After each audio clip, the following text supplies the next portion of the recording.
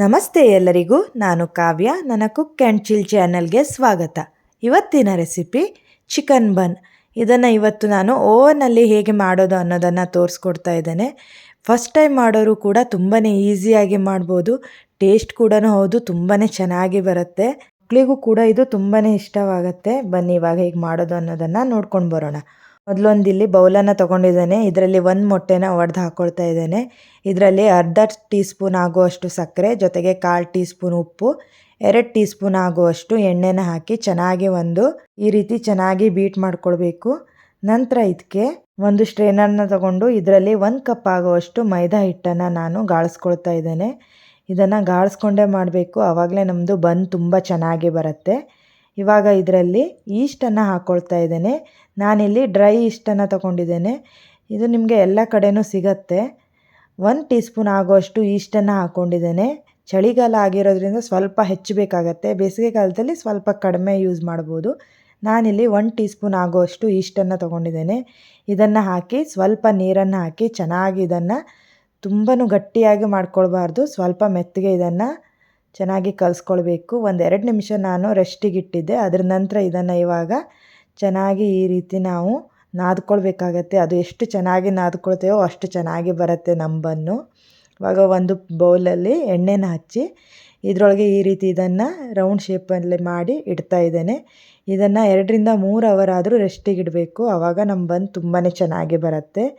ಇನ್ನೊಂದು ಕಡೆ ಒಂದು ಸಾಸ್ ಪ್ಯಾನನ್ನು ತಗೊಂಡು ಇದರಲ್ಲಿ ನಾನು ಬೋನ್ಲೆಸ್ ಚಿಕನನ್ನು ಹಾಕ್ಕೊಂಡಿದ್ದೇನೆ, ಜೊತೆಗೆ ಉಪ್ಪನ್ನು ಕೂಡ ಸೇರಿಸ್ಕೊಂಡಿದ್ದೇನೆ.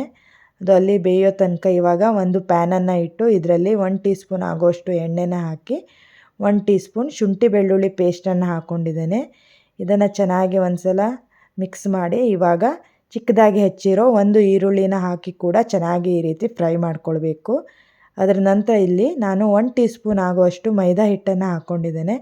ಈ ಹಿಟ್ಟನ್ನು ಹಾಕಿ ಚೆನ್ನಾಗಿ ಒಂದು ಸಲ ಫ್ರೈ ಮಾಡಿಕೊಂಡು ನಂತರ ಇದಕ್ಕೆ 1 ಕಪ್ ಹಾಲನ್ನು ತೊಗೊಂಡಿದ್ದೇನೆ. ಅದು ಒಟ್ಟಿಗೆ ಹಾಕ್ಕೊಳ್ಳಿಲ್ಲ, ಸ್ವಲ್ಪ ಹಾಲನ್ನು ಹಾಕಿ ಚೆನ್ನಾಗಿ ಇದನ್ನು ಮಿಕ್ಸ್ ಮಾಡ್ಕೊಳ್ಬೇಕು.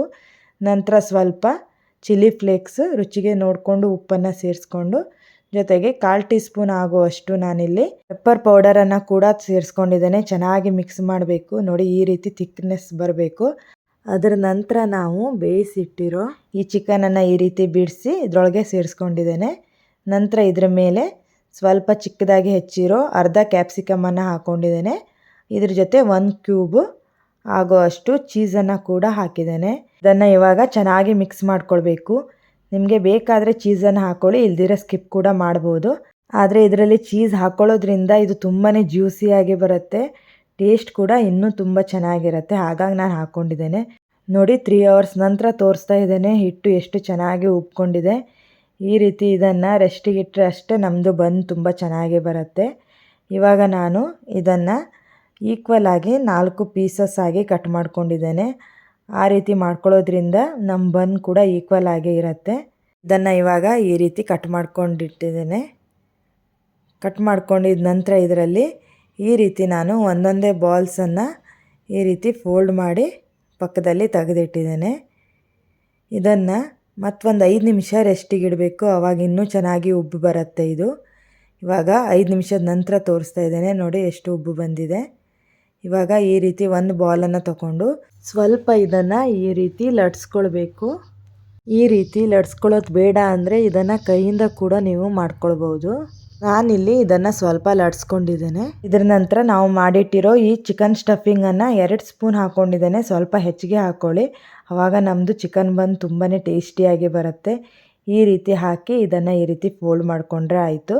ತುಂಬಾ ಈಸಿಯಾಗಿ ಮಾಡ್ಕೊಳ್ಬೋದು. ನೋಡಿ, ಈ ರೀತಿ ಮಾಡ್ಕೊಂಡಿದ್ದೇನೆ. ಈಗ ಎಲ್ಲ ಕೂಡ ಇದೇ ರೀತಿ ನಾನು ರೆಡಿ ಮಾಡಿ ಒಂದು ಟ್ರೇಯಲ್ಲಿ ಇದನ್ನು ಇಟ್ಟು ಮತ್ತೊಂದು 10 ನಿಮಿಷ ಇದನ್ನು ರೆಸ್ಟಿಗೆ ಇಡ್ತಾ ಇದ್ದೇನೆ. ಇವಾಗ 10 ನಿಮಿಷದ ನಂತರ ನೋಡಿ, ಇನ್ನೂ ಚೆನ್ನಾಗಿ ಅದು ಉಬ್ಕೊಂಡು ಬಂದಿದೆ. ಇವಾಗ ಇದ್ರ ಮೇಲೆ ನಾನು ಒಂದು ಮೊಟ್ಟೆನ ಈ ರೀತಿ ಮಿಕ್ಸ್ ಮಾಡಿ ಇದ್ರ ಮೇಲೆ ಅಪ್ಲೈ ಮಾಡ್ತಾ ಇದ್ದೇನೆ.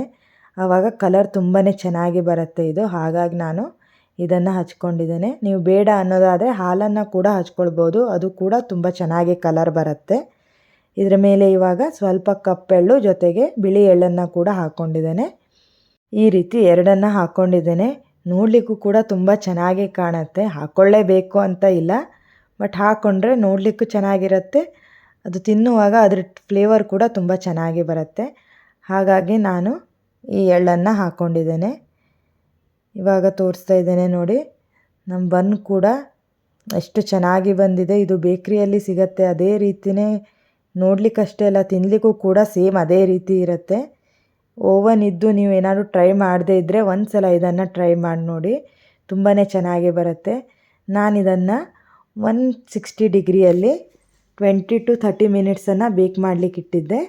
ಇವಾಗ 30 ಮಿನಿಟ್ಸ್ ನಂತರ ನಿಮ್ಗೆ ತೋರಿಸ್ತಾ ಇದ್ದೇನೆ. ಇದು ತುಂಬಾ ಚೆನ್ನಾಗಿ ಬೇಕಾಗಿದೆ ನೋಡಿ. ಇದ್ರ ಕಲರ್ ಕೂಡ ಎಷ್ಟು ಚೆನ್ನಾಗಿ ಬಂದಿದೆ. ಅದು ಸ್ವಲ್ಪ ನಾನು ಹೆಚ್ಚು ಹಾಕಿದ್ರಿಂದ ಈ ರೀತಿ ಹೊರಗಡೆ ಬಂದಿದೆ. ಇಲ್ಲದಿದ್ದರೆ ಇದು ಹೊರಗಡೆ ಬರೋದು ಆ ರೀತಿ ಏನೂ ಆಗಲ್ಲ, ತುಂಬಾ ಚೆನ್ನಾಗಿ ಬರುತ್ತೆ. ಇದನ್ನು ನೋಡ್ತಾ ಇದ್ರೇ ಅನಿಸುತ್ತೆ ನಾವು ಬೇಕ್ರಿಯಲ್ಲೇ ತಿಂತಾ ಇದ್ದೇವೇನೋ ಅಂತ, ಅಷ್ಟು ಚೆನ್ನಾಗಿ ಬರುತ್ತೆ. ಮಿಸ್ ಮಾಡದೆ ಒಂದು ಸಲ ಟ್ರೈ ಮಾಡಿ. ನಾನು ಇದನ್ನು ಸಾಸ್ ಜೊತೆ ಸರ್ವ್ ಮಾಡ್ತಾ ಇದ್ದೇನೆ. ಇದನ್ನು ಹಾಗೆ ಕೂಡ ತಿನ್ಬೋದು, ತುಂಬಾ ಚೆನ್ನಾಗಿರುತ್ತೆ. ಈವ್ನಿಂಗ್ ಸ್ನ್ಯಾಕ್ಸಿಗಂತೂ ತುಂಬ ಒಳ್ಳೆ ರೆಸಿಪಿ. ನಿಮಗೇನಾದರೂ ಈ ರೆಸಿಪಿ ಇಷ್ಟವಾದರೆ ಪ್ಲೀಸ್ ಇದನ್ನು ನಿಮ್ಮ ಫ್ಯಾಮಿಲಿ ಫ್ರೆಂಡ್ ಜೊತೆ ಶೇರ್ ಮಾಡಿ, ಸಬ್ಸ್ಕ್ರೈಬ್ ಮಾಡ್ಕೊಳ್ಳಿ ಹಾಗೂ ಕಮೆಂಟ್ ಕೂಡ ಮಾಡಿ. ಈ ರೆಸಿಪಿನ ಫಸ್ಟ್ ಟೈಮ್ ಮಾಡೋರು ಕೂಡ ತುಂಬಾ ಈಸಿಯಾಗಿ ಮಾಡ್ಬೋದು. ತುಂಬ ಕಡಿಮೆ ಇಂಗ್ರೀಡಿಯೆಂಟ್ಸಲ್ಲಿ ಟೇಸ್ಟಿಯಾಗಿ ಏನಾದರೂ ಸ್ನ್ಯಾಕ್ಸನ್ನು ತಿನ್ನಬೇಕು ಅನ್ನೋದಾದರೆ ಇದನ್ನು ಟ್ರೈ ಮಾಡಿ. ನಾನು ನಿಮ್ಗೆ ಒಂದು ಕಟ್ ಮಾಡಿ ತೋರಿಸ್ತಾ ಇದ್ದೇನೆ ನೋಡಿ. ಚಿಕನ್ ಸ್ಟಫಿಂಗ್ ಎಷ್ಟು ಚೆನ್ನಾಗಿ ಕಾಣಿಸ್ತಾ ಇದೆ. ಇದು ನೋಡಲಿಕ್ಕಷ್ಟೇ ಅಲ್ಲ, ತಿನ್ನಲಿಕ್ಕೂ ಕೂಡ ತುಂಬಾ ಚೆನ್ನಾಗಿರುತ್ತೆ. ತುಂಬಾ ಸಾಫ್ಟಾಗಿ ಕೂಡ ಬರುತ್ತೆ ಈ ಬನ್ನು. ಇದು ಮನೆಯಲ್ಲಿ ಚಿಕ್ಕ ಮಕ್ಕಳಿಂದ ಹಿಡಿದು ದೊಡ್ಡವ್ರ ತನಕ ಎಲ್ಲರಿಗೂ ಇಷ್ಟವಾಗುತ್ತೆ, ಅಷ್ಟು ಚೆನ್ನಾಗಿ ಬರುತ್ತೆ. ಒಂದು ಸಲ ಟ್ರೈ ಮಾಡಿ ನೋಡಿ. ಹಾಗಾದರೆ ಇನ್ನೊಂದು ಒಳ್ಳೆ ರೆಸಿಪಿಯೊಂದಿಗೆ ಸಿಗೋ ತನಕ ನಿಮಗೆ ಧನ್ಯವಾದಗಳು.